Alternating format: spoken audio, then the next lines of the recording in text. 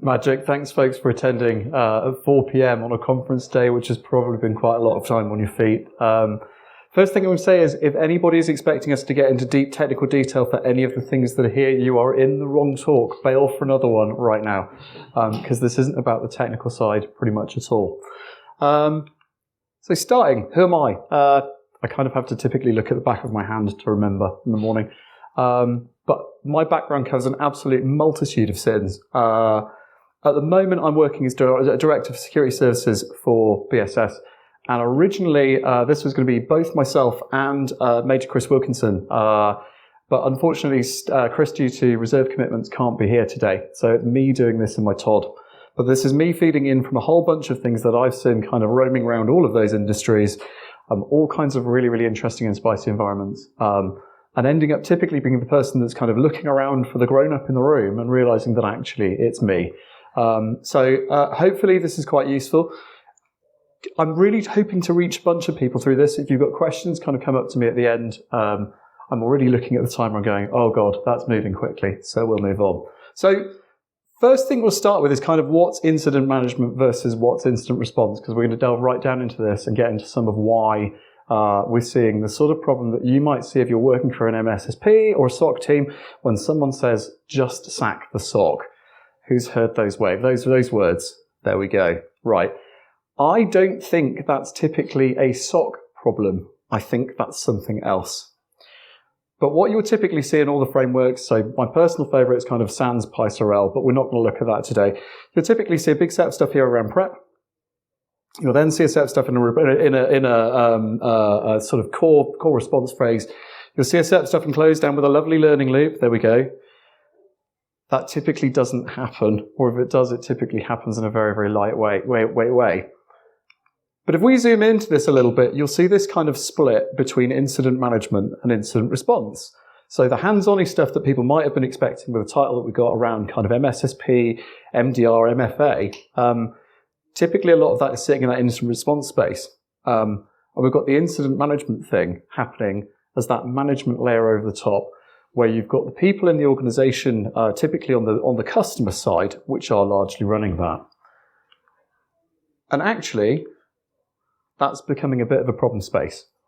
Because when you do this bit up here, the incident management, without the connections and knowledge that need to go down in this bit, where we're going around that cycle, potentially late at night, potentially under immense pressure, potentially not having met the people that we're dealing with, that's where we're seeing things going wrong. Part of the reason for this is when people are doing business and enterprise architecture. So how many architects in the room? Any architects? Yeah, a few-ish. Yeah, brilliant. Okay. So if you tried to do things at super, super detailed level, I've seen banks with an application landscape diagram, which is 72 pages if you print out the detailed version. Even holding that in your head's pretty difficult. So what's happening a lot is the architects have to take the Duplo brick level version of the abstraction of what's going on, of the detail of what's going on. And actually they're having to make trade-offs. So for example, a really good one might be someone saying, is deepfake detection a data quality control, or is it a detective control for security? Now the challenge, I guess, is that we're dealing with people in terms of adversaries where they don't tend to follow a nice, neat model. And this gets a bit worse when you lay on some of the history and some of the organizational context that go with it. So if you wind back kind of probably 20 years on the how do we get here, essentially what you would have had is you'd had a bunch of start roles in the help desk / service desk. You'd have had people that would typically kind of gravitate into the sort of business side, the service management, the business relationship management, all that good stuff. They were kind of the people-y ones, and then you have the technical ones that would have kind of gone into other areas. And so you would have had a natural kind of flow there, but it would have been all in the same organization. So typically what you would have had there would have been a bunch of people who actually, if push came to shove, could come together and talk. And they could glue things together if they needed to.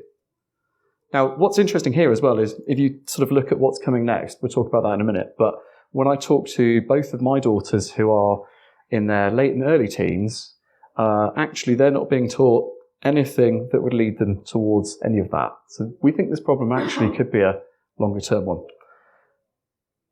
We've then had the situation where some organizations have tried to sort of sustain their incident response, their IT security in-house, but actually kind of, if they've outsourced their IT to an outsourced service provider, the feeder streams that would have drawn people upwards and downwards towards this kind of technical security side, which lends itself to the incident response side,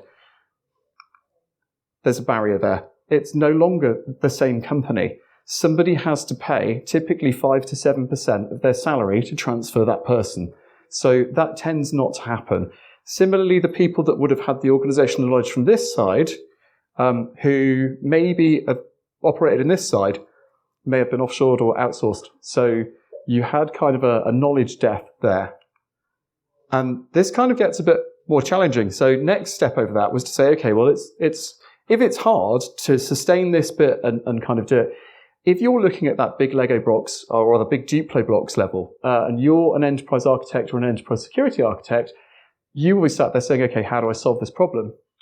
And the natural solution of that has then been to say, okay, let's move that incident response out to a managed security service provider whose day job is to provide those super technical people and the platforms that go with it, and the engineering that goes with it, and that will be great.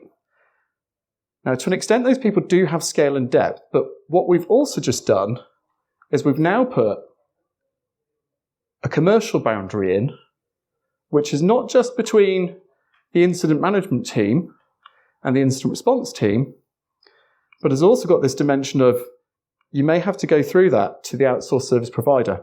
It may not be that you're actually going through this. And this is engineering in a bunch of problems for incident response. What do I mean by a bunch of problems? We end up with this situation where security management is having to translate to the MSSP. The MSSP is having to go back to security management. And there may be limits in understanding. Security management is also having to go back to all of these people. And we may have the situation where business architecture and enterprise security architecture is sat over on the customer side. And actually anything that would actually lead to anything up here being integrated with is being done out here at a managed service provider, which is probably not your managed security service provider. Contracting to get those to join up together, engineering to get those to really join up together is not easy.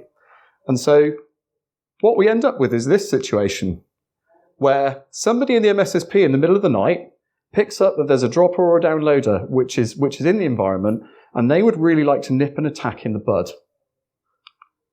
Unfortunately, the person over this side, they've probably come up through the route of great, they've done this service management stuff, they've done the business relationship management stuff, they've got into security. The way for them to access a better role, more salary, is to go management.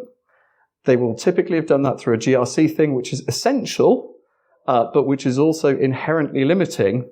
So when this person phones up at 3:30 in the morning, when your mouth is dry and everything tastes like cotton wool, quite often the person that's receiving that on that side is just saying, I don't know. I'm not authorized to run business risk. I'm not authorized to cause disruption. I don't know what this does. This is actually the very best thing that could happen because it's the least impactful way of achieving containment. It's leveraging that investment in the MSSP. It's leveraging the investment in the MDR. But because they don't know, quite often they'll say, right, well, I'm deferring that till the morning.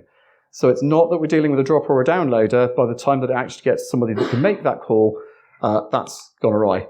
Similarly, another one here. This is a really good example. So Bob and accounts, their account's behaving strangely. Can you fix it? Now, if over this side, we've got this problem, which is that the MSSP has not got the context here. Bob is now deputizing for the CFO. Bob is using the CFO's business SaaS credentials to do it. The business SaaS hasn't been onboarded.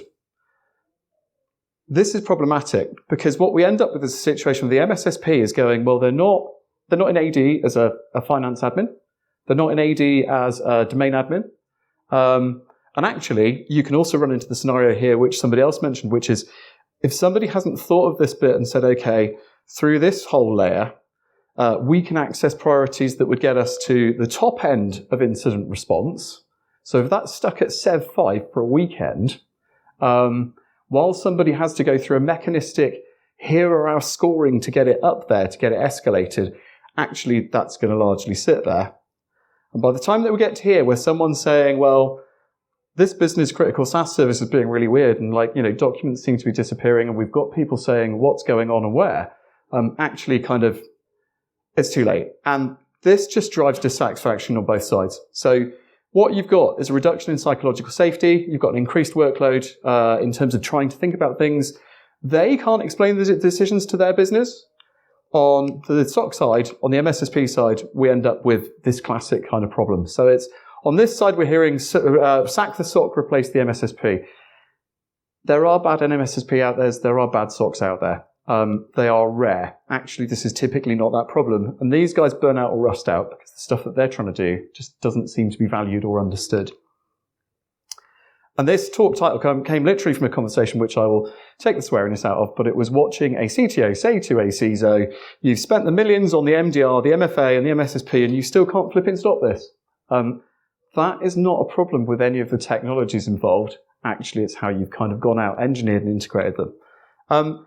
But at this point, it's absolutely plausible that we're on a sack the CISO path if actually we, after that kind of money that we've spent from InfoSec collectively across these two areas, haven't actually gone out and brought that together. Few ways that we can see to potentially address this. So first one, great, let's insource it. I'd kind of highlight that if you're in this problem space, you probably don't have A, the money, B, the technical skills, or C, the organizational skills to do it. So where I've seen this, where it's been a great, we're insourcing it, it's typically been a 2-year journey towards partial kind of capability. And so that's not ideal. One option that we've seen that works, and again, none of these are magic bullet, but this one's really interesting. And when I'm saying about MSSPs, by the way, this applies equally with group SOCs. So if you've got a group SOC and you've got operating companies or franchises, you will end up with similar problems. But actually embedding people from the two organizations works. A bit more expensive. Another one that's great, it's much, much better to die collectively around a table, have a laugh, go out for a beer afterwards on a tabletop exercise, which is joint between the business side doing the incident response and the technical side that's doing, the business side that's doing the incident management and the technical side that's doing the incident response. That is far, far better. Although again, we do get issues where people say, actually, we can't afford to do that.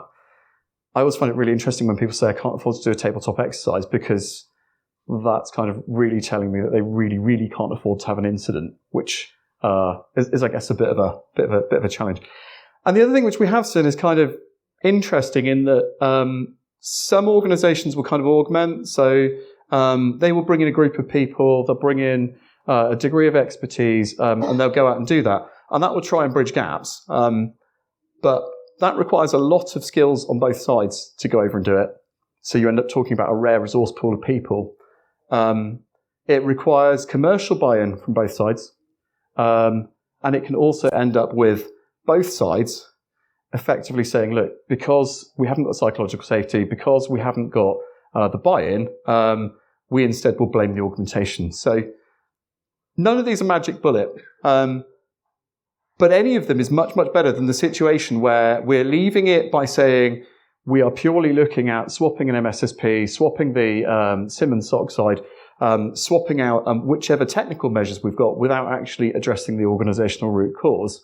And similarly on this, as well as mentioning the stuff around sort of group SOC, mentioning it around MSSP, other classic scenarios where, you're seeing this kind of, this problem emerging would be things like digital transformations. So great, someone is adopting a SaaS for CRM and a DevSecOps model in another SaaS, which is providing the pipeline.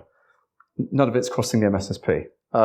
Similarly, business adoption of AI and ML. Again, quite often none of that passing through. So that was kind of the canter through of, why is that not fixed? And as I say, because that's the leading towards the sort of sack the CISO situation, that it really is one that sort of we want to share the awareness of. Don't have a magic bullet. Feel free to find me on LinkedIn. And that's it from me, other than questions. Tim. Questions? Yes. Down there.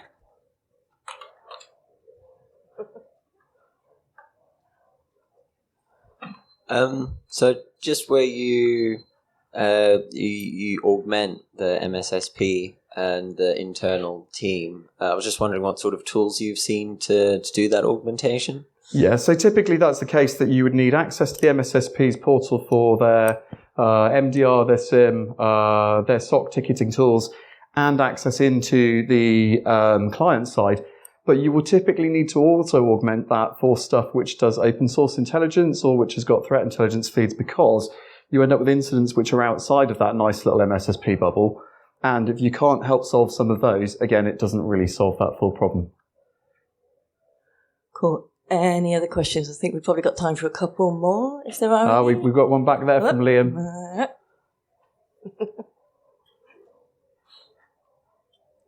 Excellent talk. Thank you very much. Doesn't digital forensics incident response solve a lot of these problems? Okay, great question. Absolutely great question. The challenge with digital forensics and incident response is if you have not got this right, one of the things that you would see that be a symptom of this would be people talking about, we have an MSSP project, or we have an MFA project, or an EDR project. Great, so we've thrown resources at it and declared it as done. Now, the problem is if you've done that and you call in DFIR, which is quite often through the top end of this, great, so we've escalated a thing. If you haven't put the foundations in place to do things like actually acquire the business thing that's sat outside, DFIR will rock up. They will look at the incident response process. They'll try and gather what evidence they can. But if the threat actor has kind of slashed and burned to cover their tracks on the way out and there's no logs, there's not a lot they can do. Okay, time for one more question.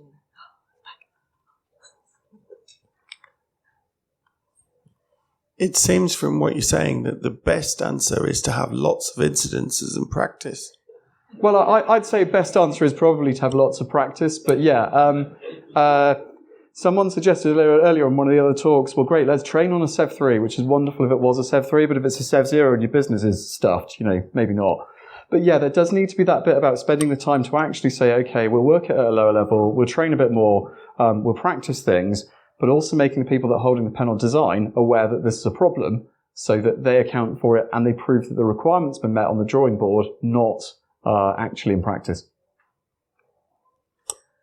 Cool. Thanks again, Tim. Let's give him another big round of applause.